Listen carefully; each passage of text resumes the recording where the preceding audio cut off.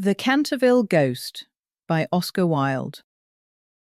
Audiobook, Part 2. The next day, the ghost was very weak and tired. The terrible excitement of the last 4 weeks was beginning to have its effect. His nerves were completely shattered, and he started at the slightest noise. For 5 days he kept his room, and at last made up his mind to give up the point of the bloodstain on the library floor. If the Otis family did not want it, they clearly did not deserve it. They were evidently people on a low, material plane of existence, and quite incapable of appreciating the symbolic value of sensuous phenomena. The question of phantasmic apparitions and the development of astral bodies was, of course, quite a different matter, and really not under his control. It was his solemn duty to appear in the corridor once a week, and to gibber from the large oriel window on the first and third Wednesday in every month, and he did not see how he could honourably escape from his obligations. It is quite true that his life had been very evil, but upon the other hand, he was most conscientious in all things connected with the supernatural. For the next 3 Saturdays, accordingly, he traversed the corridor as usual between midnight and 3 o'clock, taking every possible precaution against being either heard or seen. He removed his boots, trod as lightly as possible on the old worm-eaten boards, wore a large black velvet cloak, and was careful to use the rising sun lubricator for oiling his chains. I am bound to acknowledge that it was with a good deal of difficulty that he brought himself to adopt this last mode of protection. However, one night, while the family were at dinner, he slipped into Mr. Otis's bedroom and carried off the bottle. He felt a little humiliated at first, but afterwards was sensible enough to see that there was a great deal to be said for the invention, and, to a certain degree, it served his purpose. Still, in spite of everything, he was not left unmolested. Strings were continually being stretched across the corridor, over which he tripped in the dark, and on one occasion, while dressed for the part of Black Isaac or the Huntsman of Hogley Woods, he met with a severe fall through treading on a butter slide, which the twins had constructed from the entrance of the tapestry chamber to the top of the oak staircase. This last insult so enraged him that he resolved to make one final effort to assert his dignity and social position, and determined to visit the insolent young Etonians the next night in his celebrated character of Reckless Rupert or the Headless Earl. He had not appeared in this disguise for more than 70 years. In fact, not since he had so frightened pretty Lady Barbara Modish by means of it that she suddenly broke off her engagement with the present Lord Canterville's grandfather and ran away to Gretna Green with handsome Jack Castleton, declaring that nothing in the world would induce her to marry into a family that allowed such a horrible phantom to walk up and down the terrace at twilight. Poor Jack was afterwards shot in a duel by Lord Canterville on Wandsworth Common, and Lady Barbara died of a broken heart at Tunbridge Wells before the year was out. So, in every way, it had been a great success. It was, however, an extremely difficult make-up, if I may use such a theatrical expression, in connection with one of the greatest mysteries of the supernatural. Or, to employ a more scientific term, the higher natural world, and it took him fully 3 hours to make his preparations. At last, everything was ready, and he was very pleased with his appearance.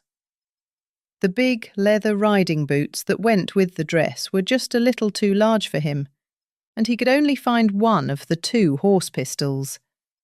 But, on the whole, he was quite satisfied, and at 1:15, he glided out of the wainscoting and crept down the corridor. On reaching the room occupied by the twins, which I should mention was called the blue bedchamber on account of the colour of its hangings, he found the door just ajar. Wishing to make an effective entrance, he flung it wide open, when a heavy jug of water fell right down on him, wetting him to the skin, and just missing his left shoulder by a couple of inches. At the same moment, he heard stifled shrieks of laughter proceeding from the four-post bed. The shock to his nervous system was so great that he fled back to his room as hard as he could go, and the next day he was laid up with a severe cold. The only thing that at all consoled him in the whole affair was the fact that he had not brought his head with him, for, had he done so, the consequences might have been very serious. He now gave up all hope of ever frightening this rude American family, and contented himself, as a rule, with creeping about the passages in list slippers, with a thick red muffler round his throat for fear of draughts, and a small arquebus, in case he should be attacked by the twins. The final blow he received occurred on the 19th of September. He had gone downstairs to the great entrance hall, feeling sure that there, at any rate, he would be quite unmolested, and was amusing himself by making satirical remarks on the large Cerrone photographs of the United States minister and his wife, which had now taken the place of the Canterville family pictures. He was simply but neatly clad in a long shroud spotted with churchyard mould, had tied up his jaw with a strip of yellow linen, and carried a small lantern and a sexton's spade. In fact, he was dressed for the character of Jonas the Graveless, or the corpse snatcher of Chertsey Barn, one of his most remarkable impersonations, and one which the Cantervilles had every reason to remember, as it was the real origin of their quarrel with their neighbour, Lord Rufford. It was about 2:15 in the morning, and, as far as he could ascertain, no one was stirring. As he was strolling towards the library, however, to see if there were any traces left of the bloodstain, suddenly there leapt out on him from a dark corner 2 figures, who waved their arms wildly above their heads and shrieked out, "Boo!" in his ear. Seized with a panic, which, under the circumstances, was only natural, he rushed for the staircase, but found Washington Otis waiting for him there with the big garden syringe, and being thus hemmed in by his enemies on every side, and driven almost to bay, he vanished into the great iron stove, which, fortunately for him, was not lit, and had to make his way home through the flues and chimneys, arriving at his own room in a terrible state of dirt, disorder, and despair. After this, he was not seen again on any nocturnal expedition. The twins lay in wait for him on several occasions, and strewed the passages with nutshells every night to the great annoyance of their parents and the servants, but it was of no avail. It was quite evident that his feelings were so wounded that he would not appear. Mr. Otis consequently resumed his great work on the history of the Democratic Party, on which he had been engaged for some years. Mrs. Otis organised a wonderful clambake, which amazed the whole county. The boys took to lacrosse, euchre, poker, and other American national games, and Virginia rode about the lanes on her pony, accompanied by the young Duke of Cheshire, who had come to spend the last week of his holidays at Canterville Chase. It was generally assumed that the ghost had gone away, and in fact Mr. Otis wrote a letter to that effect to Lord Canterville, who, in reply, expressed his great pleasure at the news and sent his best congratulations to the minister's worthy wife.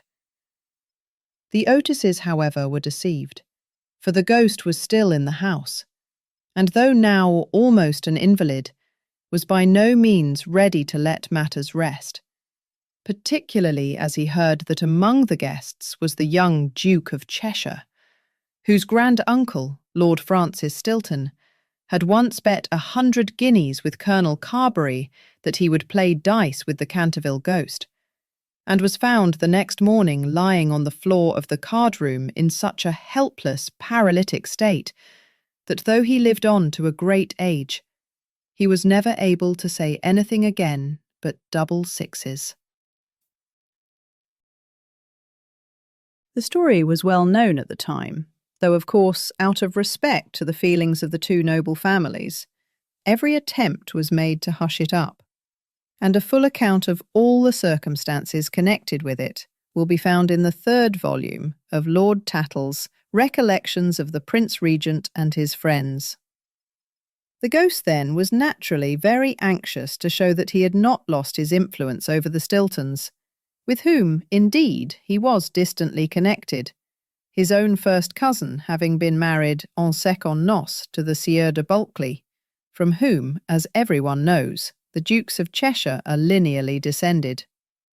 Accordingly, he made arrangements for appearing to Virginia's little lover in his celebrated impersonation of the vampire monk, or the bloodless Benedictine, a performance so horrible that when old Lady Startup saw it, which she did on one fatal New Year's Eve in the year 1764, she went off into the most piercing shrieks, which culminated in violent apoplexy, and died in 3 days, after disinheriting the Cantervilles, who were her nearest relations, and leaving all her money to her London apothecary. At the last moment, however, his terror of the twins prevented his leaving his room, and the little Duke slept in peace under the great feathered canopy in the royal bedchamber, and dreamed of Virginia.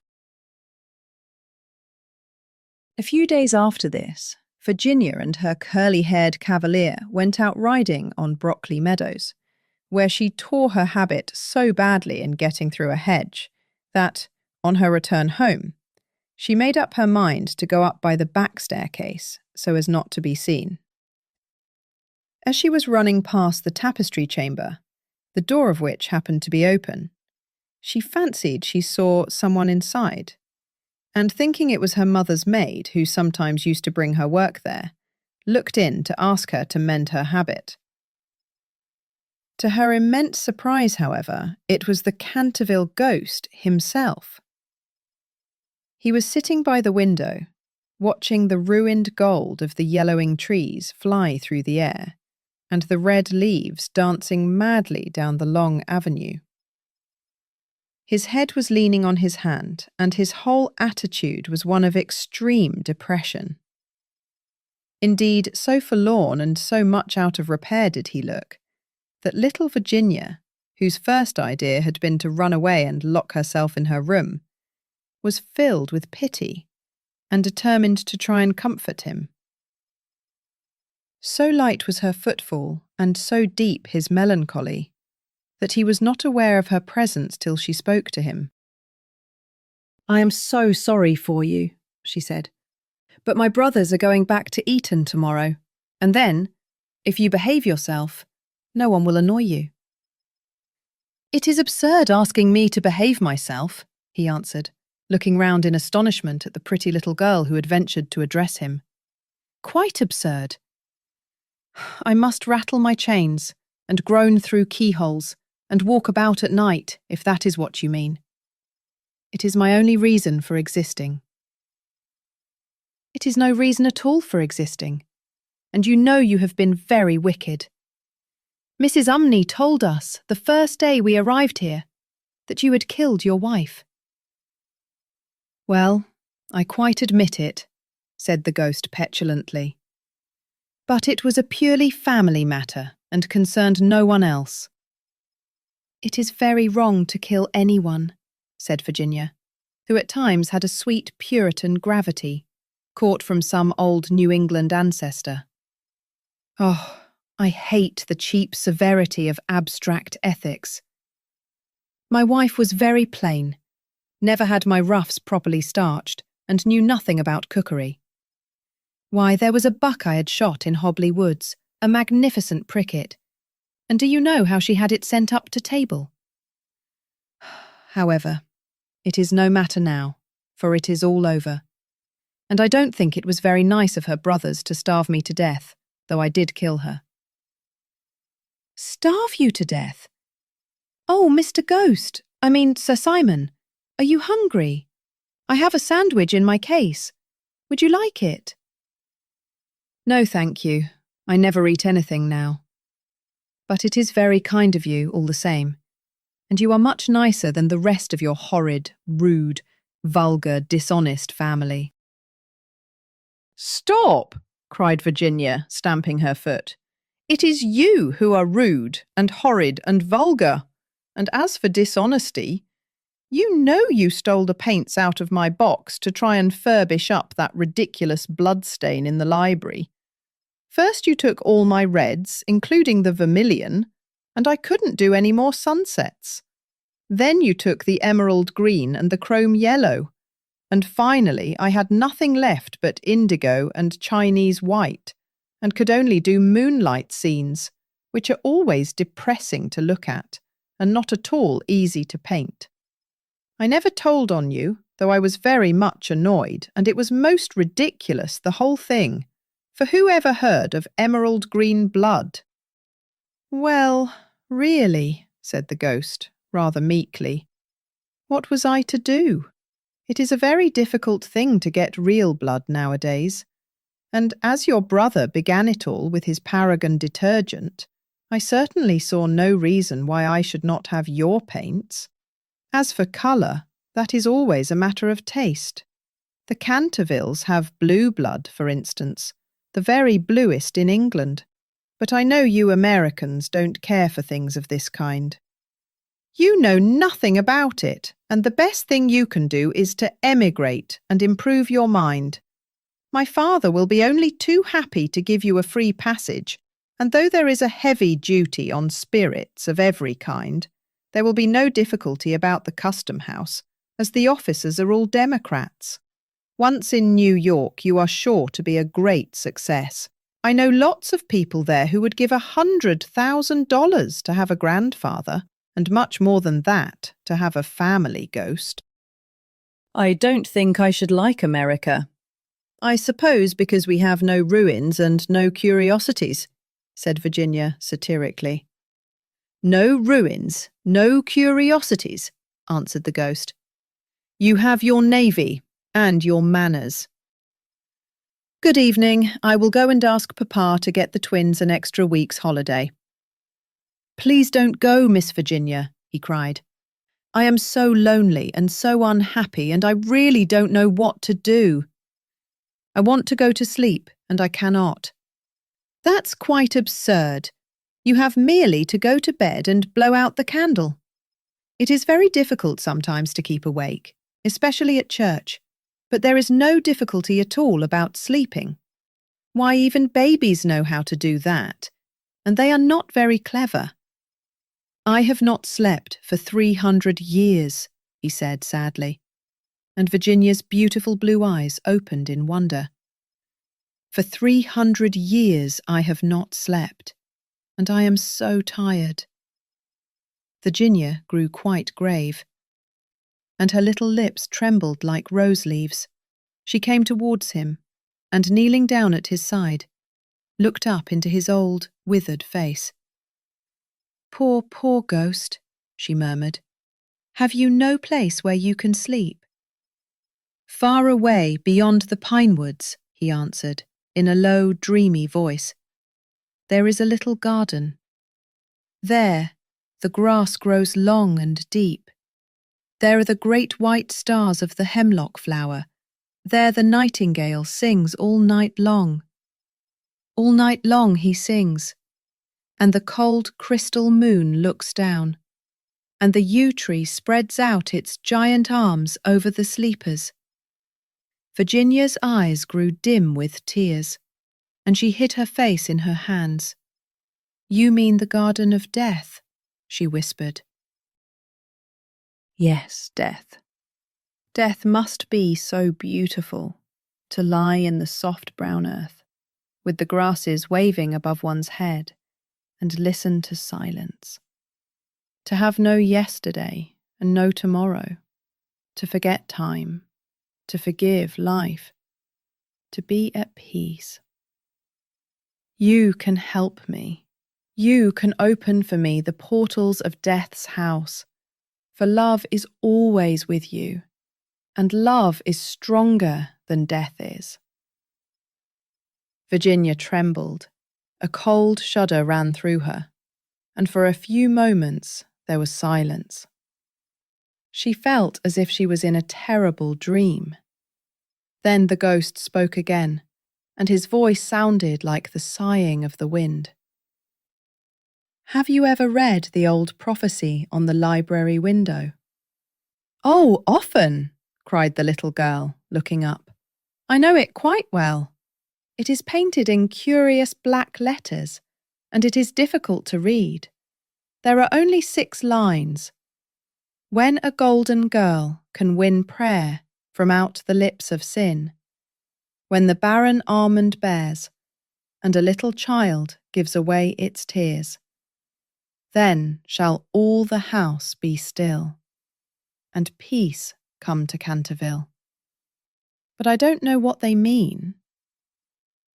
"They mean," he said sadly, "that you must weep for me, for my sins, because I have no tears, and pray with me for my soul, because I have no faith.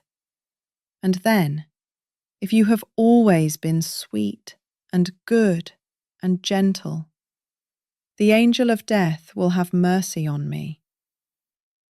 You will see fearful shapes in darkness, and wicked voices will whisper in your ear, but they will not harm you, for against the purity of a little child the powers of hell cannot prevail." Virginia made no answer, and the ghost wrung his hands in wild despair as he looked down at her bowed golden head. Suddenly she stood up, very pale, and with a strange light in her eyes. "I am not afraid," she said firmly, "and I will ask the angel to have mercy on you."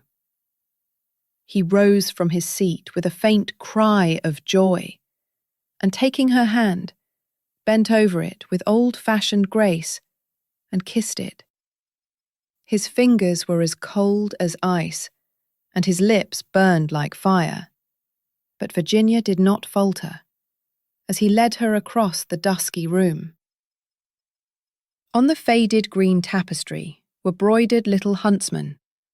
They blew their tasselled horns, and with their tiny hands waved to her to go back. "Go back, little Virginia," they cried. "Go back." But the ghost clutched her hand more tightly, and she shut her eyes against them. Horrible animals with lizard tails and goggle eyes blinked at her from the carven chimney-piece and murmured, "Beware, little Virginia, beware. We may never see you again." But the ghost glided on more swiftly, and Virginia did not listen. When they reached the end of the room, he stopped and muttered some words she could not understand. She opened her eyes and saw the wall slowly fading away like a mist, and a great black cavern in front of her. A bitter, cold wind swept round them, and she felt something pulling at her dress. "Quick, quick," cried the ghost, "or it will be too late." And in a moment, the wainscoting had closed behind them, and the tapestry chamber was empty. About 10 minutes later, the bell rang for tea, and as Virginia did not come down, Mrs. Otis sent up one of the footmen to tell her. After a little time, he returned and said that he could not find Miss Virginia anywhere. As she was in the habit of going out to the garden every evening to get flowers for the dinner table, Mrs. Otis was not at all alarmed at first, but when 6 o'clock struck and Virginia did not appear, she became really agitated and sent the boys out to look for her while she herself and Mr. Otis searched every room in the house. At 6:30, the boys came back and said that they could find no trace of their sister anywhere.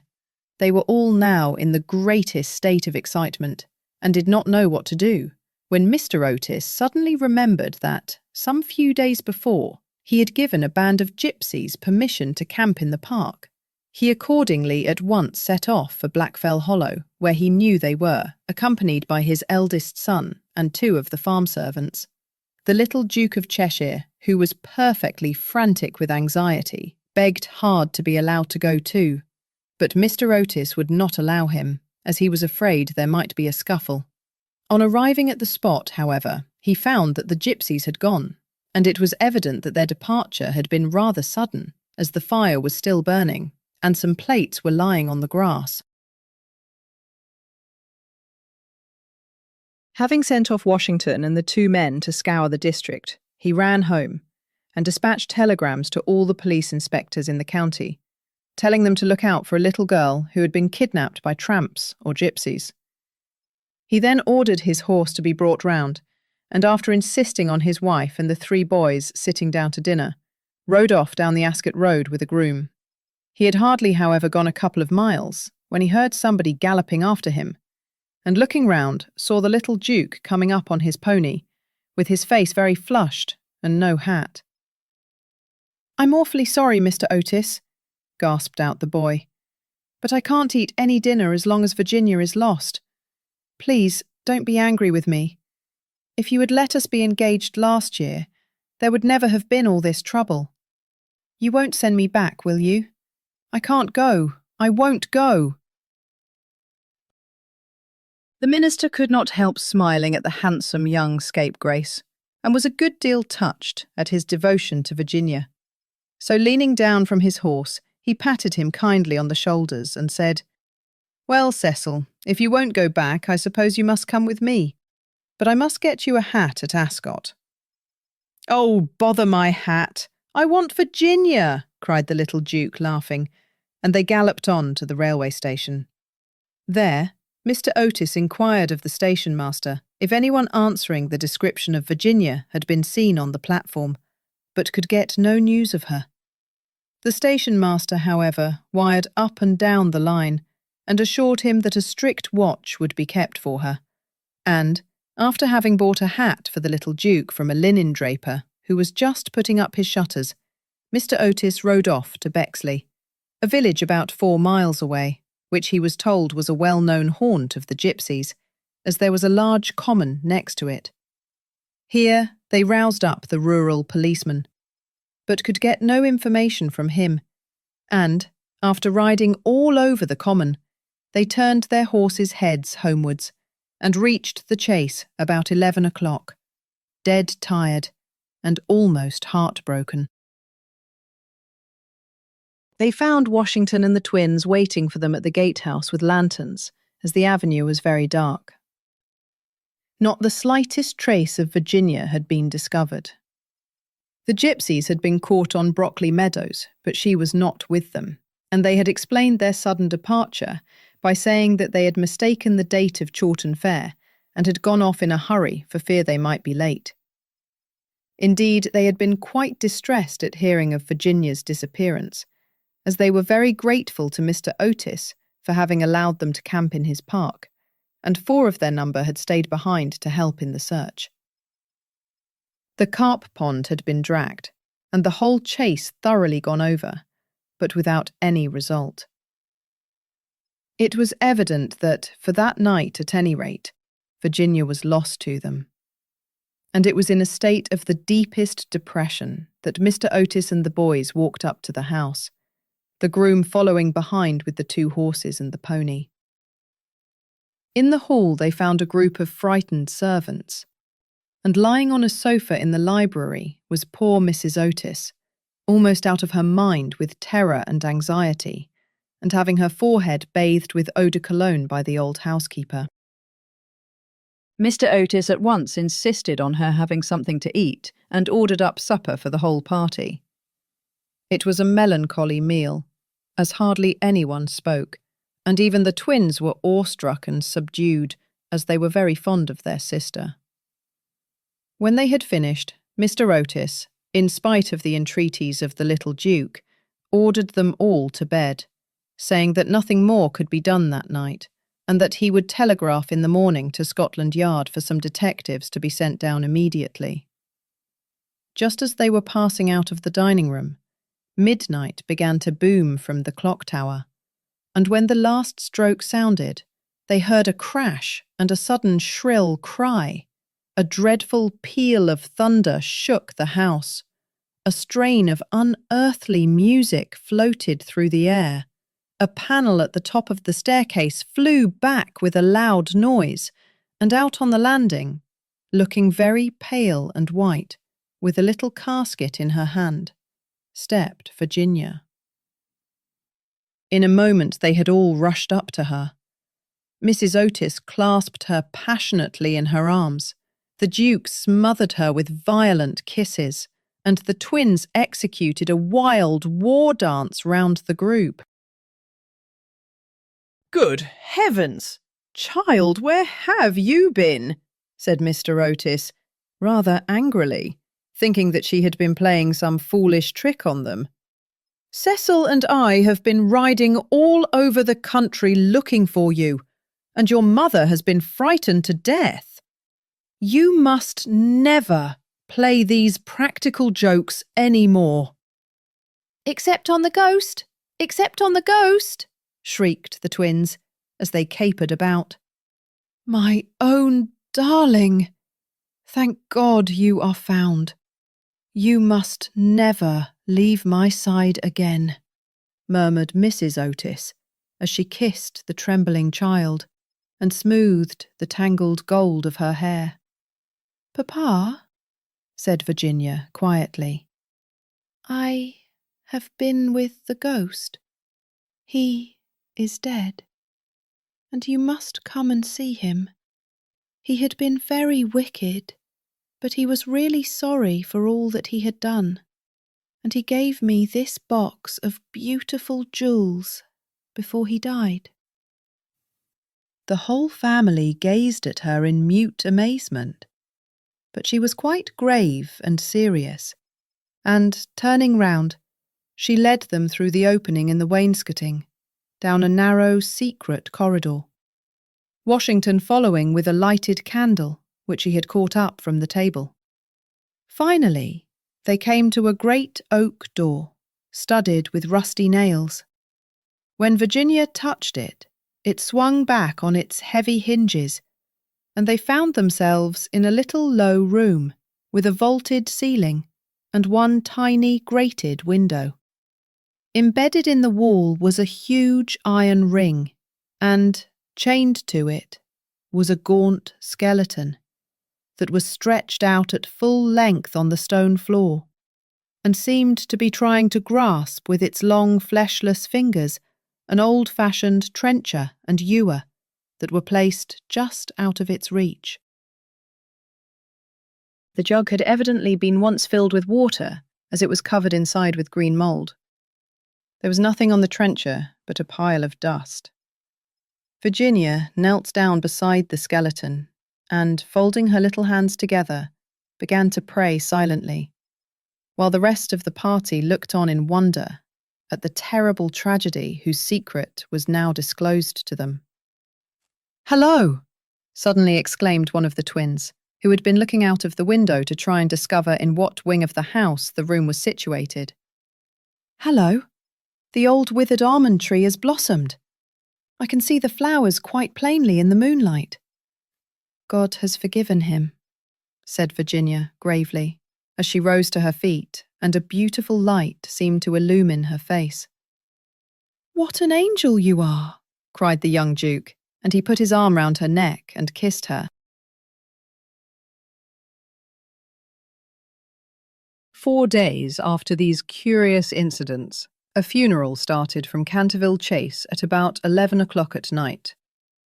The hearse was drawn by 8 black horses, each of which carried on its head a great tuft of nodding ostrich plumes, and the leaden coffin was covered by a rich purple pall, on which was embroidered in gold the Canterville coat of arms. By the side of the hearse and the coaches walked the servants with lighted torches, and the whole procession was wonderfully impressive.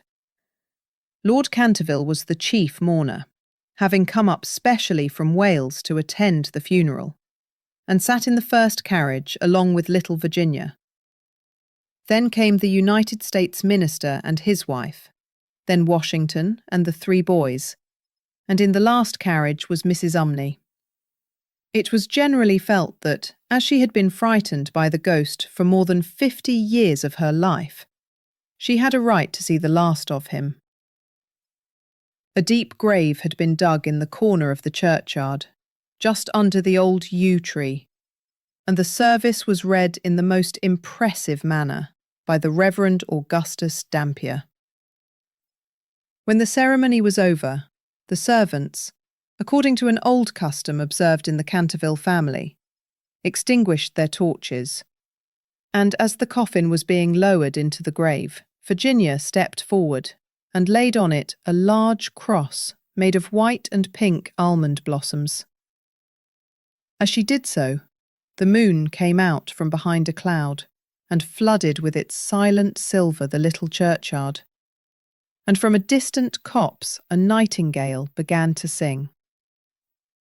She thought of the ghost's description of the Garden of Death.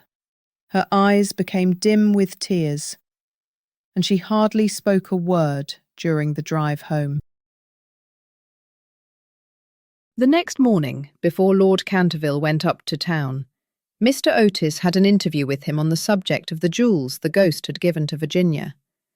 They were perfectly magnificent, especially a certain ruby necklace with old Venetian setting, which was really a superb specimen of 16th century work, and their value was so great that Mr. Otis felt considerable scruples about allowing his daughter to accept them.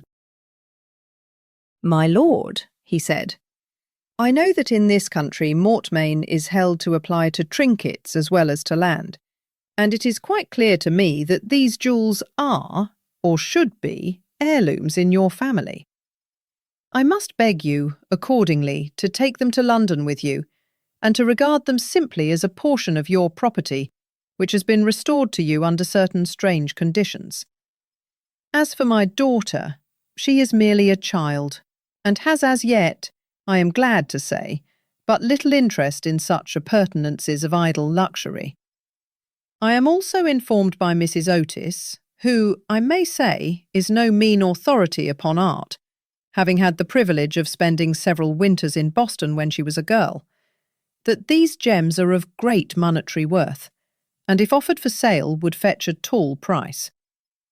Under these circumstances, Lord Canterville, I feel sure that you will recognise how impossible it would be for me to allow them to remain in the possession of any member of my family, and indeed, all such vain gauds and toys, however suitable or necessary to the dignity of the British aristocracy, would be completely out of place among those who have been brought up on the severe, and I believe immortal, principles of republican simplicity. Perhaps I should mention that Virginia is very anxious that you should allow her to retain the box as a memento of your unfortunate but misguided ancestor.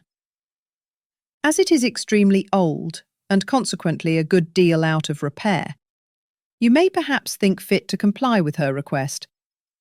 For my own part, I confess I am a good deal surprised to find a child of mine expressing sympathy with medievalism in any form, and can only account for it by the fact that Virginia was born in one of your London suburbs, shortly after Mrs. Otis had returned from a trip to Athens."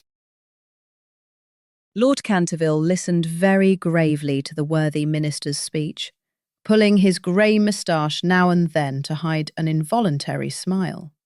And when Mr. Otis had ended, He shook him cordially by the hand and said, "My dear sir, your charming little daughter rendered my unlucky ancestor, Sir Simon, a very important service, and I and my family are much indebted to her for her marvellous courage and pluck. The jewels are clearly hers, and, egad, I believe that if I were heartless enough to take them from her, the wicked old fellow would be out of his grave in a fortnight, leading me the devil of a life. As for their being heirlooms, nothing is an heirloom that is not so mentioned in a will or legal document, and the existence of these jewels has been quite unknown. I assure you I have no more claim on them than your butler, and when Miss Virginia grows up, I dare say she will be pleased to have pretty things to wear. Besides, you forget, Mr. Otis, that you took the furniture and the ghost at a valuation, and anything that belonged to the ghost passed at once into your possession, as, whatever activity Sir Simon may have shown in the corridor at night, in point of law he was really dead, and you acquired his property by purchase." Mr. Otis was a good deal distressed at Lord Canterville's refusal, and begged him to reconsider his decision. But the good-natured peer was quite firm, and finally induced the minister to allow his daughter to retain the present the ghost had given her.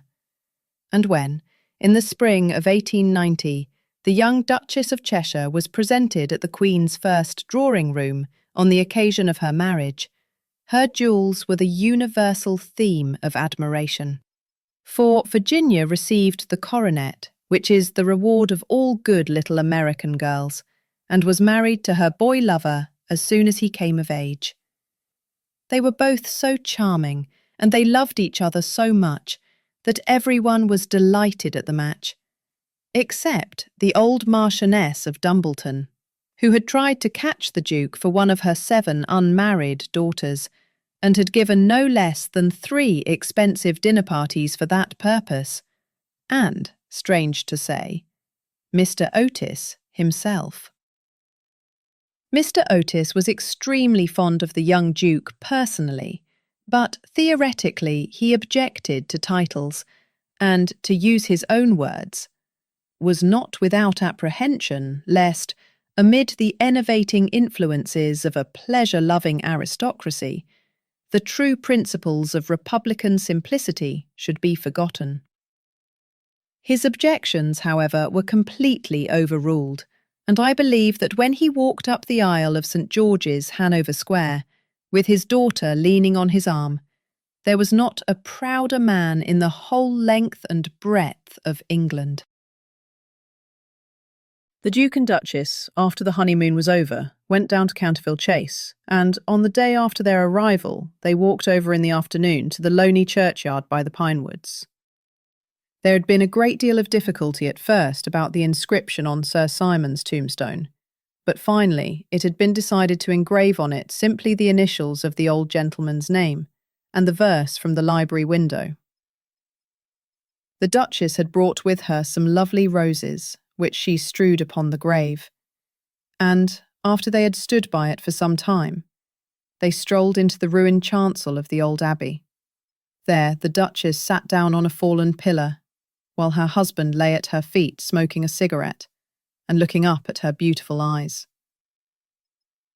Suddenly he threw his cigarette away, took hold of her hand, and said to her, "Virginia, a wife should have no secrets from her husband." "Dear Cecil, I have no secrets from you." "Yes, you have," he answered, smiling. "You have never told me what happened to you when you were locked up with the ghost."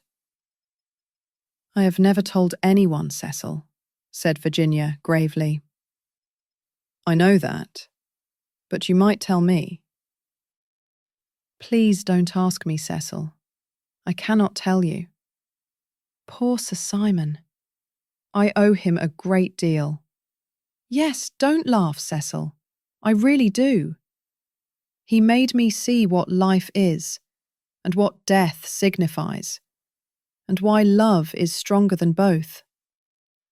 The Duke rose and kissed his wife lovingly.